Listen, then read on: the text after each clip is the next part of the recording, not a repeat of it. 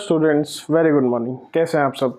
I hope आप सभी के हाफ ईयरली एग्ज़ाम स्टार्ट हो गए होंगे और उसी के साथ साथ आप उनको अच्छे से अटेम्प्ट भी कर रहे होंगे। बाकी जहाँ तक बात है केमिकल रिएक्शन एंड इक्वेशन की, आई नो कि थोड़ा सा डिले हो गया है वीडियोस में, बिकॉज मैं भी थोड़ा बिजी था बच्चों के साथ उनके हाफ ईयरली एग्ज़ाम्स में। प्लस इसी के साथ साथ अगर उन चीज़ों को थोड़ा सा साइड में रखा जाए तो अभी हम इस चैप्टर के लास्ट स्टेप पे हैं, जहाँ पे कि हम क्या देख रहे हैं, केमिकल रिएक्शन एंड इक्वेशन की क्वेश्चंस को हम प्रैक्टिस करने वाले, जो टॉप रेटेड क्वेश्चंस, या मैं बोलना चाहूँगा जो बेसिक क्वेश्चंस जो आपको आने चाहिए उनको आज हम डिस्कस करने वाले हैं, वो भी आपके स्टैंडर्ड बुक के साथ। बाकी अगर मैं बात करूँ तो ये जो वीडियो बन रही है 10 सितंबर को बन रही है, प्लस ये इसका फाइनली 11th पार्ट यहाँ पे जहाँ पे हम क्वेश्चंस प्रैक्टिस कर रहे हैं केमिकल रिएक्शन एंड इक्वेशन की, उसको आज हम करने जा रहे हैं। ठीक है बेटा? तो लास्ट वीडियो में जैसे मैंने आपको बताया था कि दो टॉपिक्स, जो कि अगर मैं बात करूं कि कोरोजन और रेंसिडिटी, आज हम यहीं पर उनको डिस्कस करेंगे। जब हम यहाँ पर उनको डिस्कस कर रहे होंगे तो हम कोशिश करेंगे कि उनसे रिलेटेड क्वेश्चंस भी हम बना लें, क्योंकि वो क्वेश्चंस के हिसाब से आपको ज़्यादा बेहतर ढंग से समझ भी आएगा। ठीक है? उससे आप ज़्यादा उनको ध्यान रख सकते हैं, याद रखने में आपको हेल्प मिलेगी, मतलब रट्टा नहीं मारना पड़ेगा, आपको समझ आ जाएंगी चीज़ें। तो हमारे पास दो वर्ड आते हैं, क्या होता है? कोरोजन और रेंसिडिटी, दो चीज़ें हैं, इनको समझते हैं। कोरोजन, ठीक है? अब जो कोरोजन है, कोरोड होना किसी चीज़ का गल जाना, किसी चीज़ का सड़ जाना, अगर मैं इसके बारे में बात करूं तो हमें एक चीज़ ध्यान रखनी है कि जो कोरोजन होता है वो आयरन में, हम यहाँ पर एग्जांपल लेके चल रहे हैं। जो रेंसिडिटी है, जो रेंसिडिटी की हम बात कर रहे हैं, खाने का सड़ना, उसके बारे में हम बात करते हैं। ठीक है?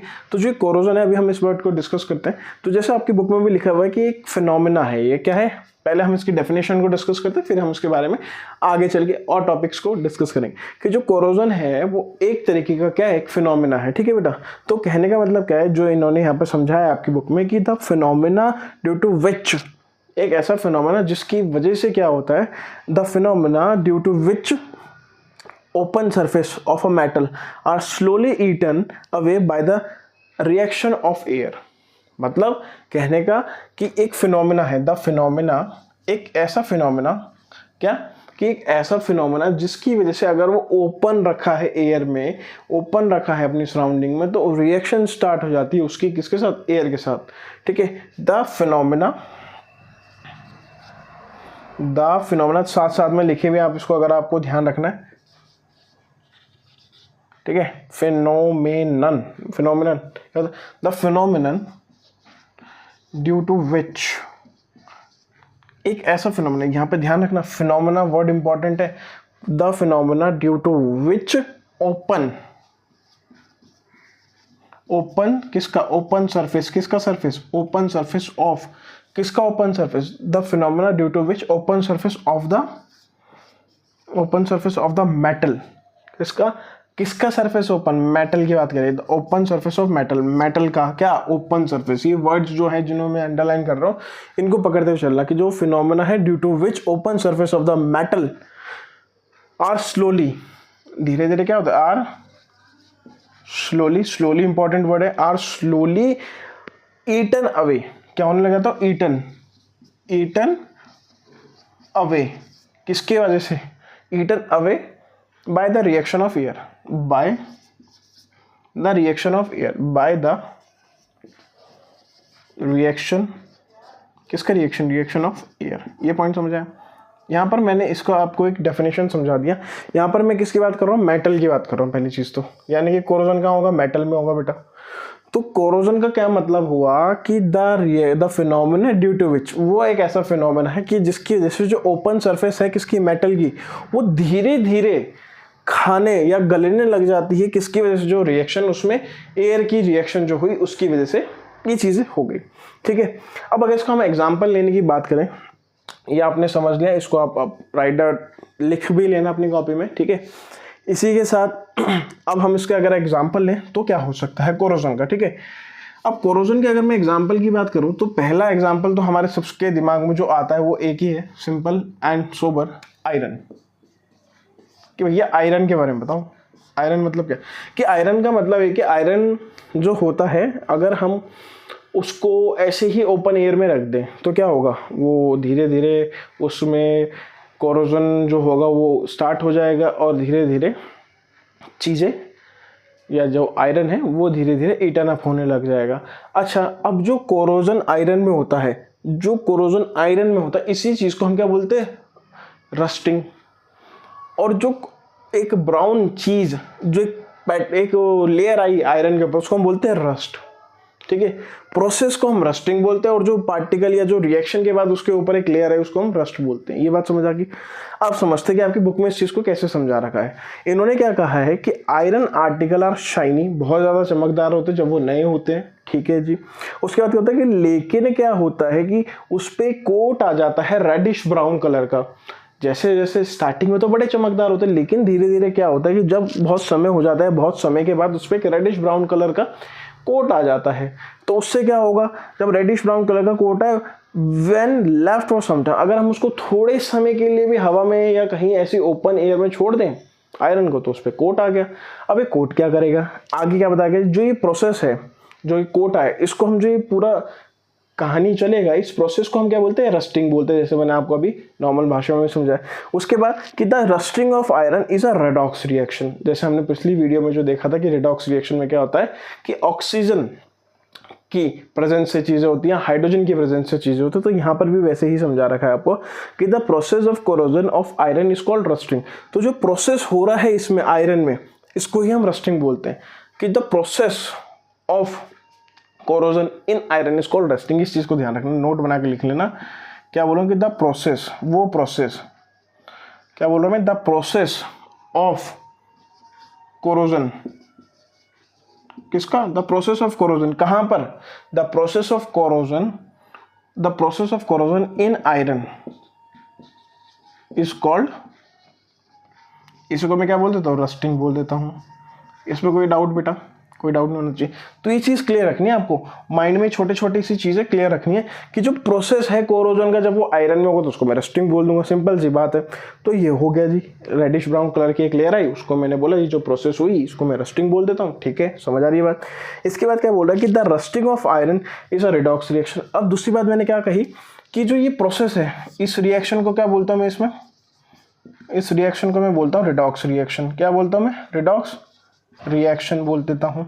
इतनी बात भी आपको समझ आ गई होगी कि इसी आयरन वाली रिएक्शन को मैं क्या बोल देता हूँ? रिडॉक्स रिएक्शन बोल देता हूँ। ठीक है। अब the black coating on silver and the green coating on copper are other example of corrosion. मतलब कि अगर मैं बात करूँ आयरन की तो मैंने बात कर दी। अच्छा, सिल्वर पे भी कोई कोटिंग आती है क्या भैया? सिल्वर पे हाँ जी, ब्लैक कलर की कोटिंग आ जाती है उस पर समय के साथ, तो ये भी कोरोजन है। अगर मैं बात करूँ कॉपर की, तो इस पर भी क्या, किस तरीके की है? ग्रीनिश कलर की कोटिंग आ जाती है, ग्रीन कलर की कोटिंग आ जाती है इस पर। इस चीज़ का भी मुझे ध्यान रखना है। तो ये जितनी भी हमने बातें करी ये सब किसके बारे में थी कि कोरोजन हो रहा है जी साहब। ठीक है, तो यहाँ पर तो हमने देखा रेडिश ब्राउन कलर की कोटिंग आ जाएगी। कैसी? रेडिश ब्राउन करेगी, रेडिश ब्राउन। ठीक है, रेडिश ब्राउन कलर की कोटिंग आ गई, यहाँ पर ब्लैक कलर की कोटिंग आ गई, यहाँ पर ग्रीन कलर की कोटिंग आ गई। तो आयरन में अगर ये हो रहा है तो उसको मैं रस्टिंग कहूँगा। ठीक है, इतनी बात समझ आ गई होगी। इस रिएक्शन को मैं रिडॉक्स रिएक्शन कहता हूँ। ये भी चीज़ें क्लियर हो गई। ठीक है, अब होता क्या है कि अगर मेरे को इससे बचना है, इससे मेरे को प्रिवेंशन चाहिए कि ना हो मेरे आर्टिकल्स पे, आयरन आर्टिकल्स पे या सिल्वर आर्टिकल्स पे या किसी भी चीज़ के आर्टिकल्स पे अगर ऐसा ना हो, तो मेरे को क्या करना है? अगर मेरे को ऐसा लगता है कि ये रिएक्शन जो हुई ये मेरे आयरन आर्टिकल पे ना हो, तो मैं उसको कैसे बचाऊंगा? तो एक प्रोसेस होता है इसका जिसको मैं बोलता हूँ गैल्वेनाइजेशन। क्या बोलता हूँ मैं उसको? गैल्वेनाइजेशन बोलता हूँ। अच्छा जी, गैल्वेनाइजेशन का मतलब क्या हो गया कि या तो गैल्वेनाइजेशन करा, एक प्रोसेस है गैल्वेनाइजेशन। एक एग्जांपल है कि मैं गैल्वेनाइजेशन करा दूँ किसी और मेटल की जो कि लेस रिएक्टिव है, उसका मैं कोट कर दूँ उसके ऊपर, या पेंटिंग कर दूँ कलर, जैसे हम अपने घरों के गेटों पे करते हैं। पेंट क्यों करते हैं? सजाने के लिए भी करते हैं। एक और उसका कारण होता है जिससे कि उस पर रस्टिंग ना हो, हमने कलर कर दिया। ठीक है, समझ आ रही बात? एक होता है इलेक्ट्रोप्लेटिंग। ठीक है ना, गैल्वेनाइजेशन, इलेक्ट्रोप्लेटिंग। कि इलेक्ट्रोप्लेटिंग मतलब कनेक्ट करके कि इलेक्ट्रोप्लेटिंग वही वाली बात की ये भी कहीं ना कहीं रिलेटेबल ही हो जाता है इलेक्ट्रोप्लेटिंग में, कि हमने दूसरी जो चीज़ थी क्या बोलते हैं, हमने दूसरी चीज़ उसके ऊपर कोट कर दी। जैसे बड़े बड़े जो आयरन शिप्स होते हैं, जो शिप ऑब्वियस है कि उसी तरीके के बने हुए होंगे तो उन पे भी चीज़ें होती हैं। ठीक है, are some of the method to prevent corrosion. कहने का मतलब कि अगर मेरे को इससे प्रिवेंट करना है, किससे प्रिवेंट,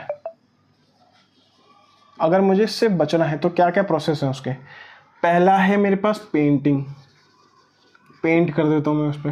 फिर एक गैल्वेनाइजेशन है।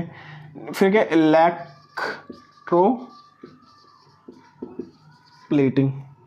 तो ये सब है इसके प्रिवेंशंस। क्या क्या है, या तो मैं कोरोजन से बचने के लिए पेंट कर दूं उस पर, या मैं कोरोजन से बचने के लिए गैल्वेनाइजेशन कर दूं उस पर, या मैं इलेक्ट्रोप्लेटिंग कर दूं। तो ये 3 ऐसे एग्जाम्पल्स है कि जिससे कि मैं अपने आयरन मेटल्स को या मेटल्स को प्रिवेंट करा सकता हूँ। ये बात समझ आ गई? ठीक है, अच्छा अब इसके कुछ एग्जाम्पल्स हम देख लेते हैं कि किस किस तरीके से हम चीज़ों को लेके चलते हैं इसमें। और यहाँ पर मैं एक चीज़ बार बार बोल रहा हूँ कि मैं यहाँ पर बिल्कुल आपकी बुक के हिसाब से इसलिए चल रहा हूँ क्योंकि मैं नहीं चाहता कि आपका मैं कोई टाइम वेस्ट करूँ और आपको मैं टॉपिक से हटा के कोई भी चीज़ लेक्चर या फालतू की चीज़, बट बिल्कुल बेसिक लेवल पे हम बुक को ही फॉलो अप कर रहे हैं। कुछ भी यहाँ पे इस वीडियो में एक भी शब्द एक्स्ट्रा नहीं जाएगा। तो अगर कुछ भी मैं बोल रहा हूँ, कोई भी एग्जाम्पल जा रहा है आपके लिए मेरी तरफ से, तो बिल्कुल आपकी बुक से रिलेटेड ही होगा। बिल्कुल कोई भी चीज़ रेलेवेंट आपको नहीं मिलेगी इस वीडियो में। तो इस चीज़ को आप ध्यान रखें कि अगर मैं कुछ भी बोल रहा हूँ तो उसको आप ध्यान से सुने। ऐसा कुछ भी नहीं होगा जो इररिलेवेंट हो आपके सिलेबस से। ठीक है, नेक्स्ट बात क्या कही है कि अच्छा कोरोजन तो हो गया, अब इसके इफेक्ट्स क्या होंगे। नेक्स्ट टॉपिक क्या आता है इसमें, इफेक्ट्स। किसके effects of corrosion, of corrosion. Effects क्या है कोरोजन के भैया, ये भी बता दो जब इतना बता दिया आपने। तो पहला सुनना, ठीक है, कोरोजन के इफेक्ट्स क्या होते हैं। इसमें क्या लिखा है आपकी बुक में कि corrosion cause damage to car bodies, bridges, iron railing, ships and all object made of metals specially those which are made of iron. क्या होता है कि इफेक्ट करता है बहुत ज़्यादा। जैसे आयरन की रेलिंग्स होती है हमारे पास, ठीक है ना, घरों में होते हैं आयरन रेलिंग, या हम बोल सकते हैं शिप्स को भी इफेक्ट करता है, ब्रिजेस को भी इफेक्ट करता है जो आयरन के बने हुए होते हैं। तो इन सबको ही बहुत ज़्यादा इफेक्ट कर देता है। ठीक है, ये चीज़ हो गई इफेक्ट्स को। दूसरी बात क्या कहता है कि corrosion is wasteful process in the most of cases. Every year tons of various metal specially iron get wasted in the country, hence it is quite necessary to prevent corrosion. अब होता क्या है ना कि बेटा कि जब किसी भी चीज़ में कोरोजन हो गया तो अब तो किसी काम की रही नहीं, हो वेस्ट बन गया। तो यहाँ पर यही कह रहा है कि ऐसा भी नहीं है ना कि जो रिएक्शन है इसके बाद में हम कहीं उसको इस्तेमाल कर लें, है ही नहीं बिल्कुल वो चांस। तो ये वेस्टफुल है पूरा प्रोसेस ही। ये कैसा वेस्टफुल प्रोसेस है, बहुत ज़्यादा कैसा है, वेस्टफुल प्रोसेस है बेटा ये। तो इसमें दिक्कत क्या आती है कि कोई फ़ायदा नहीं है उसका, बहुत ज़्यादा टन्स ऑफ मेटल हमारा ख़राब हो जाता है इस वजह से। प्रोसेस से कहीं ना कहीं तो लगेगा, कहीं ना कहीं तो चीज़ें ख़राब होंगी। तो ये चीज़ है, ये चीज़ समझ आ गई। अच्छा, इसके बाद क्या कहा इन्होंने, ये इन्होंने 2 एग्जाम्पल दिए हमें इफेक्ट की कोरोजन का क्या होता है। In case of aluminium corrosion is not proved to be wasteful. अब अगर हम बात करें एल्यूमिनियम की, ये यहाँ पर हम बात नहीं कर सकते। अगर मैं एल्यूमिनियम, ये थोड़ा इन्होंने नोट करके लिखना यहाँ पर जो आपकी बुक में भी लिखा कि इन एल्यूमिनियम, इसका मैं सिंबल ही बना देता हूँ, इन एल्यूमिनियम। ठीक है, अगर मैं बात करूँ एल्यूमिनियम की, तो एल्यूमिनियम में क्या हो रहा है, इन एल्यूमिनियम की जो कोरोजन है is not prove to be wasteful. In aluminium corrosion is not proved to be wasteful, is not proved to be wasteful। तो यहाँ पर एक चीज़ समझनी है कि यहाँ पर ये नोट समझना है कि ठीक है वेस्टफुल है मैनी मेटल्स में, लेकिन एल्यूमिनियम के बारे में हम ये प्रूव नहीं कर पाए। एल्यूमिनियम के बारे में चीज़ सही नहीं है, हम नहीं मान सकते इस चीज़ को। ठीक है, अगर हम बात करें कि इसके बाद इसमें दूसरी चीज़ जो निकल के आ रही है आपकी बुक में वो है रेंसिडिटी। अब यहाँ पे तो हम मेटल्स की बात कर लेते हैं कोरोजन में। रेंसिडिटी में हम बात करते हैं खाने की, और खाना तो हर किसी को पसंद होता है, लेकिन खाना साफ़ सुथरा भी तो होना चाहिए। साफ़ सुथरा से मेरा मतलब ये नहीं है कि मतलब सड़ा हुआ नहीं होना चाहिए, बहुत समय का बासी नहीं होना चाहिए, बहुत समय पहले नहीं बना हुआ होना चाहिए। ऐसा खाना अगर जो बहुत पहले बना हुआ है, बहुत समय पहले बना हुआ तो ख़राब हो जाता है। घर में अगर हम बात करें कि मम्मी ने कोई सब्ज़ी आज ही बनाई है, या मम्मी ने कोई सब्ज़ी 10 दिन पहले बनाई थी, तो हम जाहिर सी बात है कि जो 10 दिन पुरानी सब्जी पहले तो बची है नहीं बची, वही एक बहुत बड़ी चांस की बात है। और अगर वो बची है तो स्वाभाविक सी बात है कि वो ख़राब है।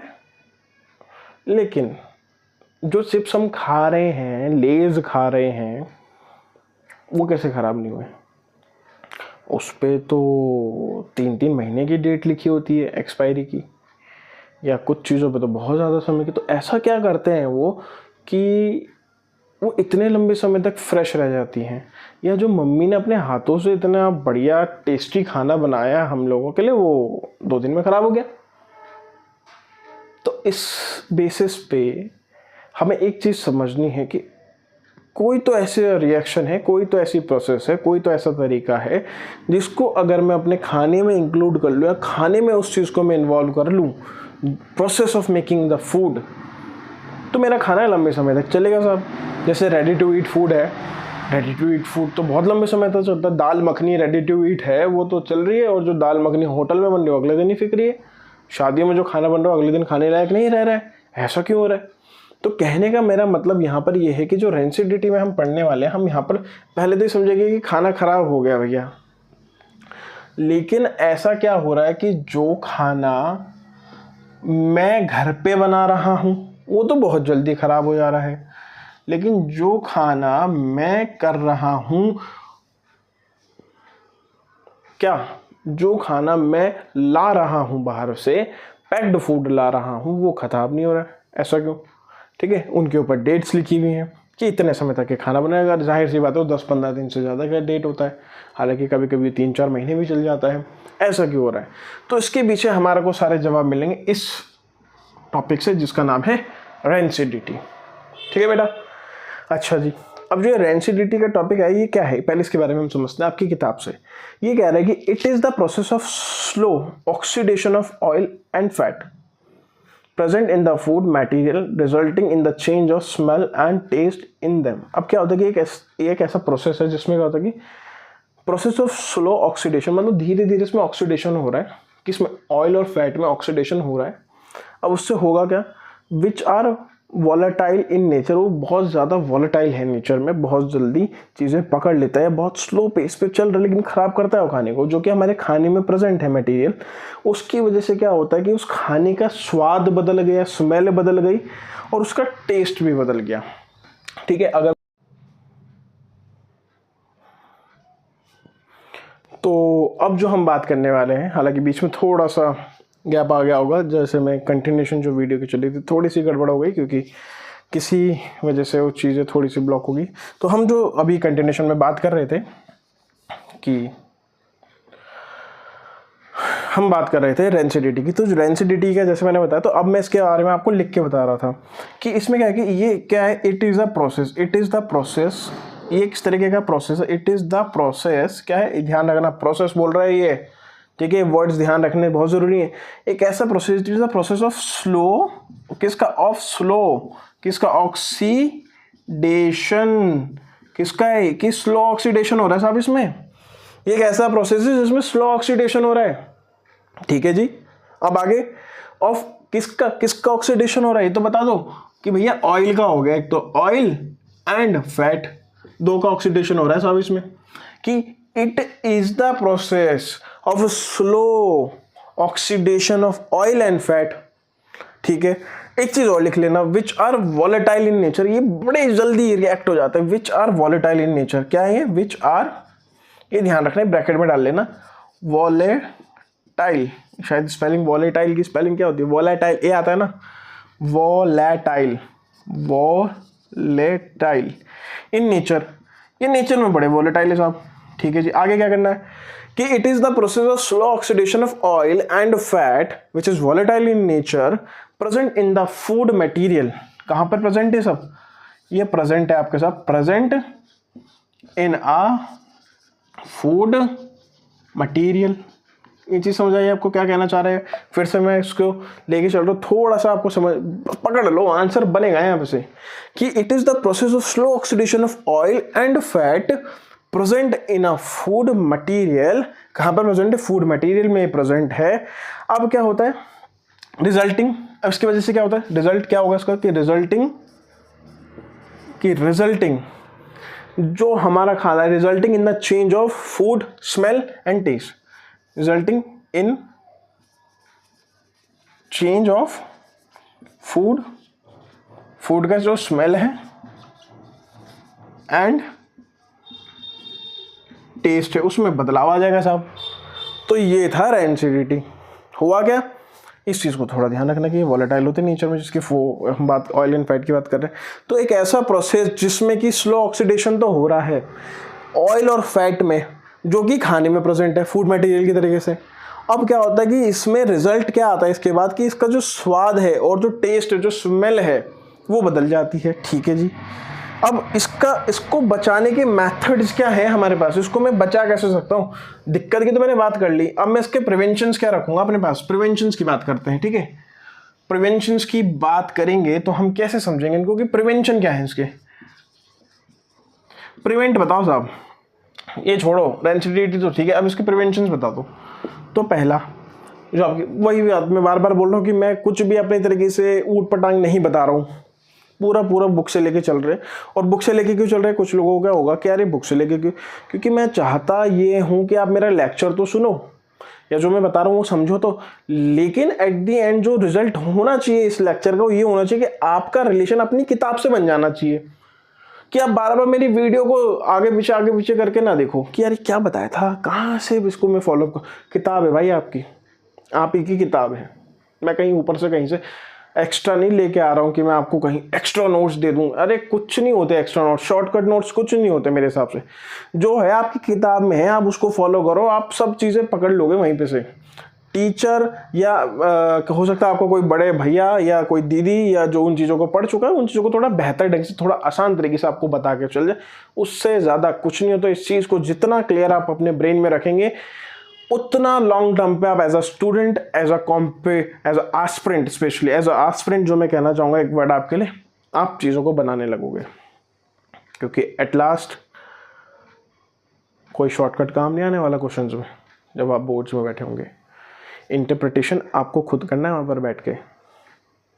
क्वेश्चन समझ आ रहा है, क्वेश्चन समझ नहीं आ रहा है, वो चीज़ें कॉन्फिडेंस आपको कहाँ से मिलेंगी, अपनी किताब को पढ़ने से। अंडरलाइन करिए वर्ड्स, जो नहीं आ रहा है समझ, गूगल करो उसको, सीखो ना चीज़ें। क्यों चाहिए सारी स्पून फीडिंग, पकड़ो चीज़ों को, ठीक है। तो उस पर ना चलते हुए मैं फिर अपने टॉपिक पे आता हूँ कि प्रिवेंशन की हम बात करते हैं। तो जो प्रिवेंशन का है कि भैया पहले तो आप उसको एयर टाइट कंटेनर में डाल दो, जैसे कि मम्मी लोग करती ना, क्या एयर टाइट कंटेनर में डाल दिया भैया मम्मी ने, काजू बादाम पिस्ता, अब नहीं होगा ख़राब। नेक्स्ट कि अगर खाना है तो उसको मैंने कहाँ रख दिया, फ्रिज में रख दिया, ठीक है ना, रेफ्रिजरेटर बोलते हैं इसको वैसे तो। और दूसरी बात कि जैसे potato packing of food items like potato wafer, जिसको हम चिप्स बोलते हैं, packaging containing nitrogen gas instead of air. मतलब जो लेज होते हैं ना, लेज, अगर मैं यहाँ पे स्वाभाविक लेज पैकेट जो होते हैं उसमें क्या होती है, नाइट्रोजन होती है, ध्यान रखना, एयर नहीं होती उसमें, नाइट्रोजन होती है, ये कहना चाह रहा है यहाँ पर ये, ठीक है। उसके बाद सॉरी, ये क्या कह रहा है कि अवॉइड करो, कि avoid keeping the cooked food and food material in direct sunlight. आप डायरेक्ट सनलाइट में रखने से बचो, उनको अवॉइड करो। अवॉइड क्या, डायरेक्ट सनलाइट में नहीं रखना साहब, अवॉइड करो इस चीज़ को। पांचवी बात क्या कह रहा है, पांचवी बात ये कह रहा है कि बाय एडिंग एंटीऑक्सीडेंट्स, उसमें अब एंटीऑक्सीडेंट जो हमारे लंबे समय तक खाने चलते हैं, उसमें क्या होता है, उस जवाब पे पहुंच गए, उसमें एंटीऑक्सीडेंट्स होते हैं बेटा। क्या होते हैं एंटीऑक्सीडेंट्स, क्या क्या हो सकते हैं, BHA होता है एक एंटीऑक्सीडेंट, जिससे कि भैया इसमें ऑक्सीडेशन हो ही ना, एंटीऑक्सीडेंट्स, ठीक है। अब जो एंटीऑक्सीडेंट्स होते हैं कौन कौन से होते हैं, होता है BHA। क्या होता है BHA, मतलब ब्यूटिलेटेड हाइड्रोक्सी एनिसोल, ब्यूटिलेटेड क्या बोल रहा हूँ मैं, ब्यूटिलेटेड हाइड्रोक्सी एंटीसोल या BHT, butylated hydroxy toluene, BHT, ठीक है। BHA होगा, BHT होगा, butylated hydroxy anisole, butylated hydroxy toluene, ठीक है, टॉलिन जो भी बोलते हैं इसको, ठीक है। ये चीज़ ध्यान रखना। तो ये उसके 5 मेथड्स थे जिनकी मैं बात कर रहा था कि क्या क्या तरीके हो सकते हैं उनको बचाने के, उनको देखने के, उनको करने के। ये चीज़ समझ आ गई?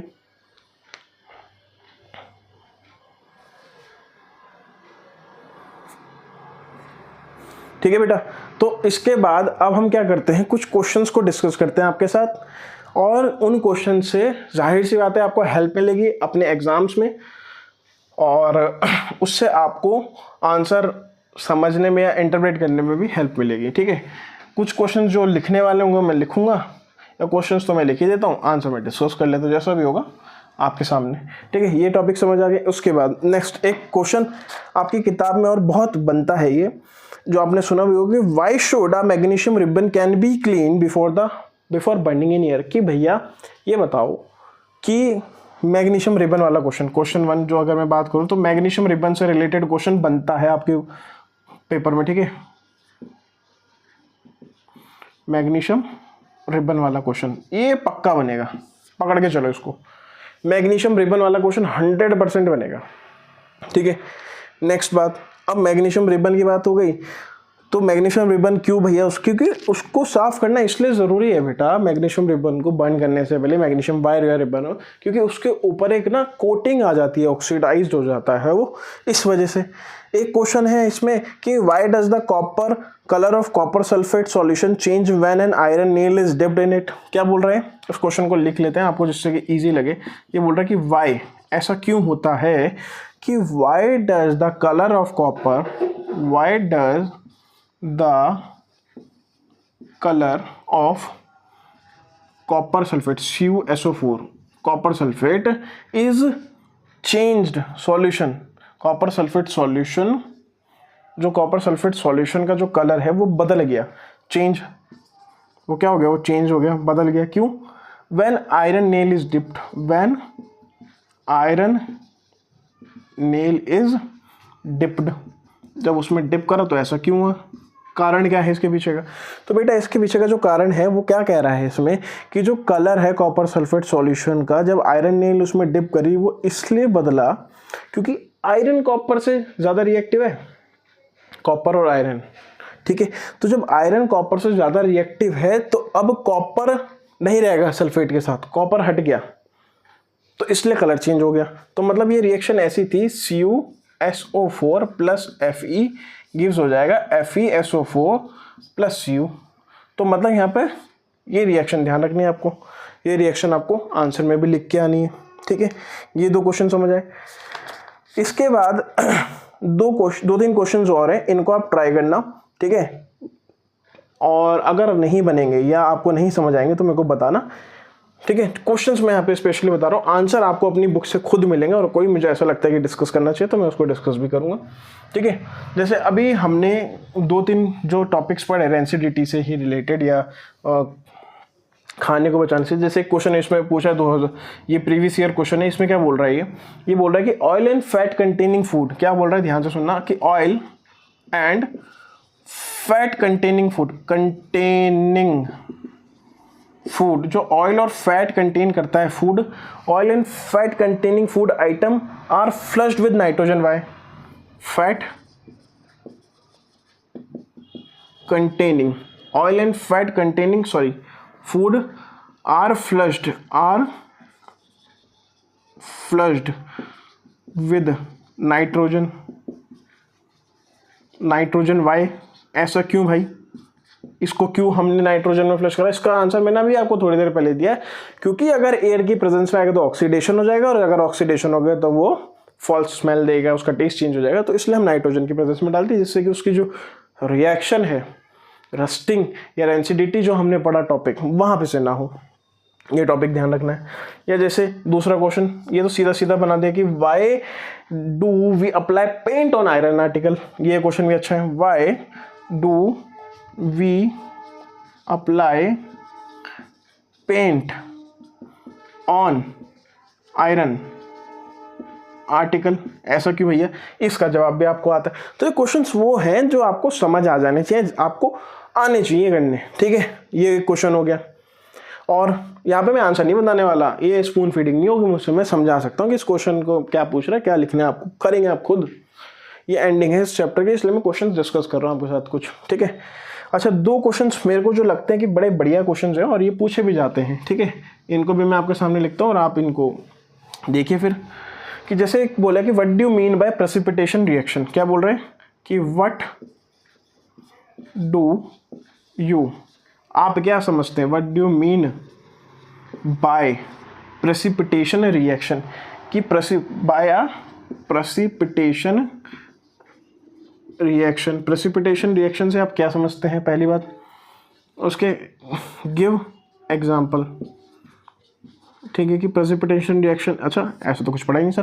प्रेसिपिटेशन रिएक्शन किसको बोलते हैं, ये घुमा रहा है क्वेश्चन, इजी है। अगर मैं इसको डबल डिस्प्लेसमेंट लिख दूं आपके सामने, डबल डिस्प्लेसमेंट रिएक्शन लिख दूं, अब इजी हो गया क्वेश्चन।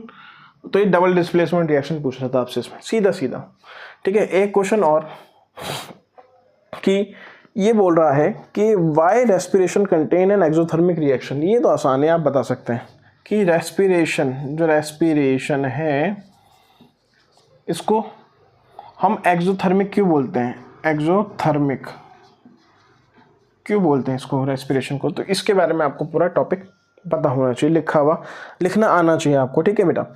ये हो गया।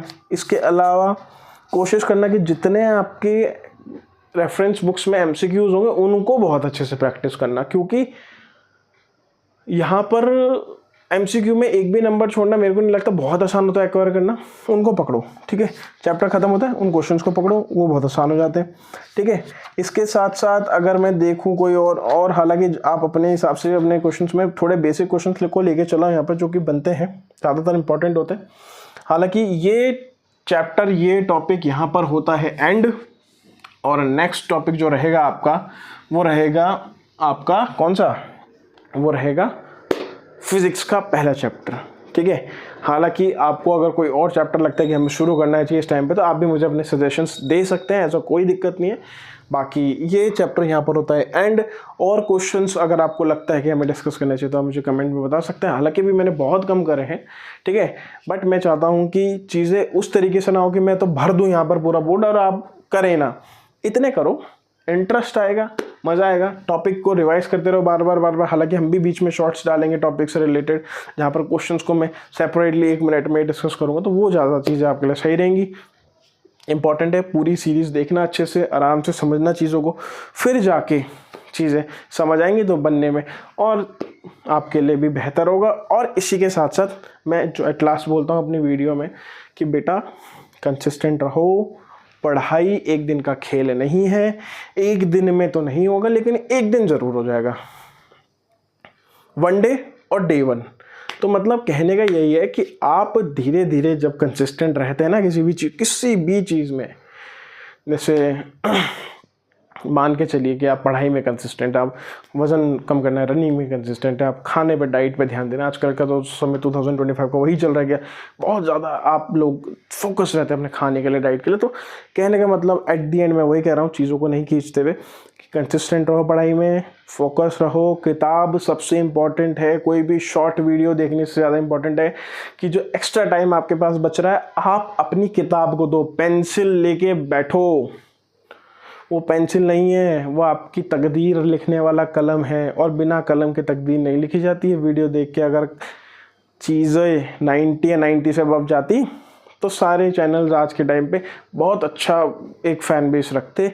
लेकिन मेरा कहने का मतलब सिंपल सा इतना है कि आप शॉर्टकट्स देखिए, लेकिन पहले आप आराम से चीज़ों को समझो, फोकस करो और अपनी बुक को सबसे इम्पॉर्टेंट आप फॉलो करो, ठीक है। तो इसको यहीं पर एंड करते हैं बेटा, और आई होप आपको चीज़ें समझ आ रही होंगी। अगर कोई भी आपको डाउट होता है तो आप मुझे यहाँ पर कमेंट सेक्शन में बता सकते हैं। बाकी अभी के लिए इतना ही, थैंक यू सो मच।